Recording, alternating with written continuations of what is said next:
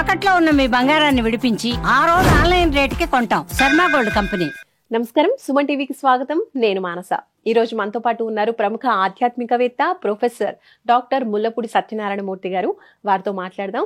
ఈ దసరా శరణ్ నవరాత్రుల్లో చక్కగా అందరూ కూడా అమ్మవారిని పూజించుకుంటూ ఉంటారు కదా. కొంతమంది దీక్ష తీసుకుంటారు, కొంతమంది తీసుకోకపోయినా ఇళ్లలో ఉండి కూడా చక్కగా అమ్మవారి పటం పెట్టుకొని అలాగే కలశాన్ని పెట్టుకొని ఆరాధించుకుంటూ ఉంటారు. కాబట్టి ఈ నవరాత్రుల్లో అమ్మ యొక్క కృప మనపై కలగాలంటే అమ్మవారిని ఏ విధంగా మనం పూజించుకోవాలి, నియమాలేంటి, ఇలాంటి విషయాలన్నీ కూడా మనం తెలుసుకుందాం. గురుగారు నమస్కారం అండి. నమస్కారం మానస.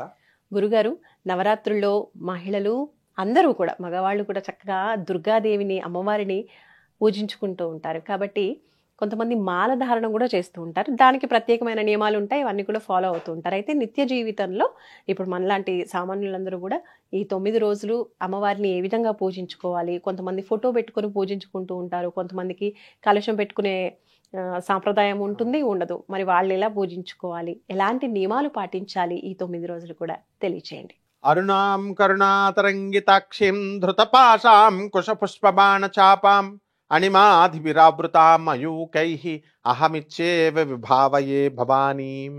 ఇది ధ్యాన శ్లోకం అమ్మవారిది. అయితే మన బెజవాడ కనకదుర్గమ్మ తల్లి ఈ యొక్క దసరా ఉత్సవాలు చేసుకోవడానికి, మనకి పూజ చేసుకోవడానికి కొంతమందికి కలసం మాకు ఆనవాయితీ ఉందండి అంటారు, కొంతమంది ఏమో మాకు లేదండి, ఏదో బ్యాడ్ జరిగిందండి అంటారు. ఓకే, అటువంటి వాళ్ళు కలసం పెట్టుకోవాల్సినటువంటి అవసరం లేదు. ఏ పటాన్నైనా మనం పెట్టుకోవచ్చు. ఇక్కడ మళ్ళీ పటం అంటే కూడా 9 రోజులు 9 అలంకారాలు కాబట్టి ఏ అమ్మవారి ఫోటో పెట్టుకోవాలి అది కూడా వస్తుంది, డౌట్ కూడా మనకి. ఇన్ జనరల్ గా ఆశ్వీజ మాసంలో శుక్లపక్షం పాడ్యమి నుంచి దశమి వరకు జరుగుతుంది కాబట్టి దుర్గాదేవి పటం పెట్టుకుంటారు. దుర్గాదేవి మళ్ళీ ఇందులో పులి మీద ఉన్న దుర్గాదేవి ఉంటుంది, సింహం మీద ఉన్న దుర్గాదేవి ఉంటుంది. మళ్ళీ అమ్మవారు ఎలా అంటే ఇప్పుడు తారాదేవి కాళీదేవి ఇద్దరు ఒకలాగే ఉంటారు, డిఫరెన్స్ ఎవరు కనిపెట్టలేరు. బ్లూ కలర్లో తారా ఉంటుంది, కాళీ ఏమో బ్లాక్ కలర్లో ఉంటుంది. అలాగే చండికి దుర్గాదేవికి తేడా కనిపెట్టలేరు. దుర్గాదేవి పులి మీద ఉంటే మన దుర్గమ్మ తల్లి, సింహం మీద ఉంటే చండీదేవి అనమాట. అది తేడా. చూడడానికి ఇద్దరు ఒకలాగే ఉంటారు. కాబట్టి ఏ పటమైనా పర్వాలేదు. ఏమండి మా ఊర్లో దుర్గాదేవి దొరకట్లేదండి పటము అని అనుకుంటే ఇమీడియట్ నేను పూజ చేయాలా అనుకున్న వాళ్ళు ఏమీ కంగారు పడక్కర్లేదు. మహాలక్ష్మిది పెట్టుకోవచ్చు, అలాగే సరస్వతి తల్లిది పెట్టుకోవచ్చు. ఈ ముగ్గురు కూడా దేవి స్వరూపం, నో డిఫరెన్స్. మహాకాళి, మహాలక్ష్మి, మహాసరస్వతి అన్నారు. అందుకే మనం నైవేద్యం పెట్టినా పూజ చేసిన ఏమంటామో, ఓం మహాకాళి మహాలక్ష్మి మహాసరస్వతి స్వరూపిణి ఇంద్రకీలాద్రి నివాసిని శ్రీ కనక దుర్గా దేవత యై నమః ధ్యాయామి, ధ్యానం సమర్పయామి. తర్వాత మంత్రపుష్పం చెప్తాం అనుకోండి, సువర్ణ మంత్రపుష్పం సమర్పయామి, ఇలా చెప్తాం. ప్రతిదానికి కూడా మహాకాళి మహాలక్ష్మి మహాసరస్వతి స్వరూపము అయితేనే పరిపూర్ణంగా బెజవాడ కనకదుర్గమ్మ అవుద్ది. కాబట్టి లక్ష్మీ ఫోటో పెట్టుకోవచ్చు, సరస్వతి పటం పెట్టుకోవచ్చు, దుర్గాదేవిదైనా పెట్టుకోవచ్చు. కాబట్టి దానికోసం ఏమీ భయపడక్కర్లేదు. నెక్స్ట్, కొంతమందికి ఏమండి దుర్గాదేవి కాళికా రూపంలో ఉండకూడదన్నారండి, దుర్గాదేవి సింహ రూపంలో ఉండకూడదన్నారండి అని చాలా మంది పూజ చేసేసిన తర్వాత భయపడిపోయి విగ్రహాలు ఉండకూడదన్నారండి అని తీసుకెళ్లేసి గుళ్ళల్లో పెట్టేస్తారు, ఎక్కడెక్కడ పెట్టేస్తారు. ఏ భయం అక్కర్లేదు. దుర్గాదేవి శాంత స్వరూపంలో ఉన్న తల్లి. బెజవాడ కనకదుర్గమ్మ అంటే సాక్షాత్ మహాలక్ష్మి కాబట్టి సంపదలను ఇస్తుంది మనకి. ఇకపోతే ఆ రోజు తెల్లవారుజామునే నిద్ర లేవాలమ్మా. ఈ 9 రోజులు కూడా నిద్ర లేచేసి, ఎందుకంటే ముందు రోజే మనం అవన్నీ సర్దుకుంటే ఈజీ. సూర్యోదయంకు ముందే, అంటే మరీ బ్రహ్మముహూర్తం అన్నామని తెల్లవారుజాము 3 గంటలకు లేచిపోతున్నారు, అంత అవసరం లేదు. సూర్యోదయానికి 1 గంట ముందు, అరగంట ముందు పనులు అవ్వాలి కదా. తర్వాత ముందు రోజంతా శుభ్రం చేసుకొని, తలంటు స్నానం చేసుకొని, మనము బయట ముగ్గులు పెట్టుకొని, ఈ 9 రోజులు కూడా దీపావళికి మనం అంతా సంక్రాంతికి అలా ముగ్గులు వేస్తాం, గొబ్బెళ్ళు వేస్తాము, పువ్వులు పెడతాము, అలా పెట్టాలి. రంగులు హోలీ పండగకి ఎలాగైతే రంగులు వేసుకుంటామో రంగులు కూడా పెట్టుకుంటాం. తర్వాత మామిడి ఆకులు తోరణాలు ఇల్లంతా కట్టుకుంటాం, పువ్వులు బంతి పువ్వులతో కడతాము చక్కగా. ఇక లోపల కలశ స్థాపన చేయాలి కాబట్టి ఒక రాగి చెంబును తీసుకొని దానికి దారం కట్టి పసుపు కొమ్ముతో ఒక దారాన్ని కడతాము. పసుపు కొమ్ము కంపల్సరీ ఉండాలి.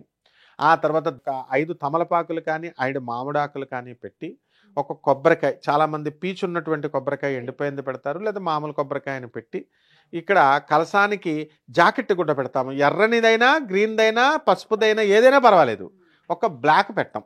కాబట్టి ఈ కలర్లో వైట్ బ్లాక్ మనం తీసేస్తాం అనమాట. ఆ కలర్లో మిగతా ఏ కలర్ అయినా బ్లూ కలర్ కూడా పెట్టుకోవచ్చు. పెట్టుకుని తర్వాత ఏం చేస్తామండి, కలసం రెడీ అయింది. ఒక తెల్లటి టవల్ గుడ్డ వేసుకొని దానిపైన సేరుంపావు బియ్యం వేసుకొని, మరీ చదస్తంగా సేరుంపావు అని లెక్క పెట్టక్కర్లేదు, యావరేజ్గా అది పురోహితుడికి వంటకు పనికొస్తుందన్న ఉద్దేశంతో చేసి తమలపాకులు మనం తీసుకోవాలి. ఇక్కడ మొట్టమొదటి రోజున మనము గౌరీ గణపతికి చేయాలి. ఫస్ట్ రోజున ఎవ్వరికి ఏ పూజ చేసినా సరే మహాగణపతే గౌరీ రూపంలో ఉంటాడు కాబట్టి గౌరీదేవికి ఒకటి, తర్వాత పసుపు వినాయకుడు ఒకటి చేసుకొని పెట్టుకుంటాం. పెట్టుకున్న తర్వాత పంచలోక పాలకుల్ని పూజ చేయాలి. పంచలోక పాలకులు ఎవరండి?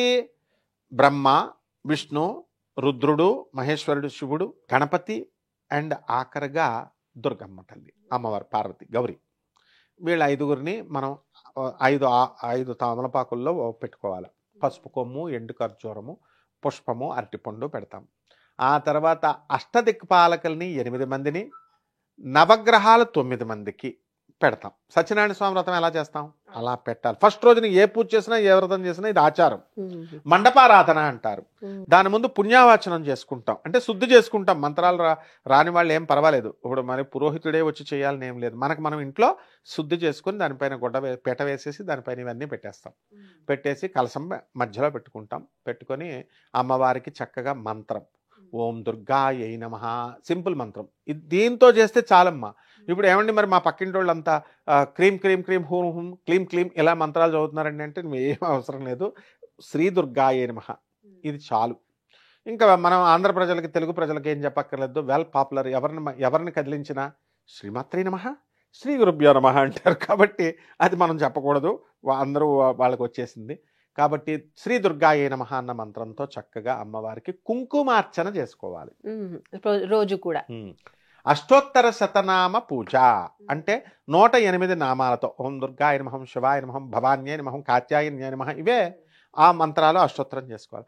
16 ఉపచారాలతో పూజ చేయాలి. 16 ఉపచారాలు ధ్యాయామి, ఆవాహయామి, స్వర్ణ రత్న ఖచ్చిత స్వర్ణ సింహాసనం సమర్పయామి, ఇలా నైవేద్యం వరకు చేసుకున్న తర్వాత ఏమండి మాకు ఈ చదవడం రాదండి అని బాధపడే వాళ్ళు ఏమీ అవసరం లేదు. కలసం పెట్టుకొని ఓం దుర్గాయ నమః, ఓం దుర్గాయ నమః, ఓం దుర్గాయ నమః, ఓం దుర్గాయ నమః అంటూ చక్కగా 108 సార్లు కుంకుమతో చేసుకొని ఆ తర్వాత నిమ్మకాయల దండ వేసుకోవచ్చు, నిమ్మకాయ పెట్టచ్చు. ఇంకా మనము చేసుకోవాలనుకుంటే అఖండ దీపం పెట్టుకోవచ్చు. 9 రోజులు కదలకుండా అక్కడ నవధాన్యాలు ఒక దాంట్లో పెడతాం, ఒక కలశంలో. అలాగే కొన్ని అక్షంతలో బియ్యం పెట్టి అక్కడ దీపం కదలకుండా 9 రోజులు పెట్టుకోవచ్చు. ఆ తర్వాత ఇప్పుడు ట్రెండ్ మారింది కాబట్టి కాలభైరవుడు అని చెప్పేసి ఇప్పుడు గుమ్మడికాయ కోష్మాండం పెడుతున్నారు. గుమ్మడికాయని ఇలా కట్ చేసి 9 రోజులు ఉండదు, అది ఒక 2 రోజులు ఉంటుంది. కాబట్టి అది వద్దు. మామూలుగా ఏ రోజుకు ఆ రోజు కావాలనుకున్న వాళ్ళు పెట్టుకోవచ్చు. అది ఎందువల్లంటే కోష్మాండ అమ్మవారు కూడా జగన్మాత స్వరూపము. యజమాని యొక్క క్షేమాన్ని చూసేటటువంటి దేవతల పేరు కోష్మాండ దేవతలు. ఆ కోష్మాండ దేవతలు, అందుకే గుమ్మడికాయలను మనం పూజ చేస్తాం. ఈ దసరాలో అమ్మవారికి మనం పూజ చేసిన తర్వాత నైవేద్యం పులిహార, దద్దోజనము, చక్కెర పొంగలి, ఇలా ఎవరి కెపాసిటీ ఉన్నవాళ్ళు ఎన్ని కావాల్స్తే అన్ని గారెలు, బూరెలు, అరిసెలు ఇవన్నీ కూడా పెట్టుకోవచ్చు.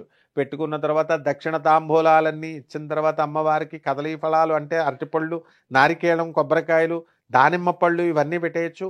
పెట్టేసిన తర్వాత ఏం చేస్తాం, కోళ్ళని మేకలను కొయ్యకూడదు. ఆ తర్వాత ఆఖరుగా మనము గుమ్మడికాయ హారతి. ఇప్పుడు ప్రతి దేవాలయంలో నువ్వు చూడమ్మా, మన బెజవాడ కనకదుర్గమ్మ దేవస్థానంలో మామూలు హారతి ఇస్తాం అంతే మనం. మరి బయట పెట్టుడు గుళ్ళు ఉన్నాయి చూసారా, చాలామంది నందిహారతి, సింహహారతి, తర్వాత ఈ చంద్రహారతి, సూర్యహారతి అని హారతులు ఇస్తున్నారు. పంచహారతులు వాళ్ళు ఇష్టం అనుకోండి. మన బెజవాడ గుళ్ళో అలా మనం ఏం చేయం, మామూలుగా పంచహారతులు, ఏకహారతి అలా మనం ఇస్తాం అన్నమాట. ఇక మన ఇంట్లో ఆ హారతి ఇచ్చేస్తాం.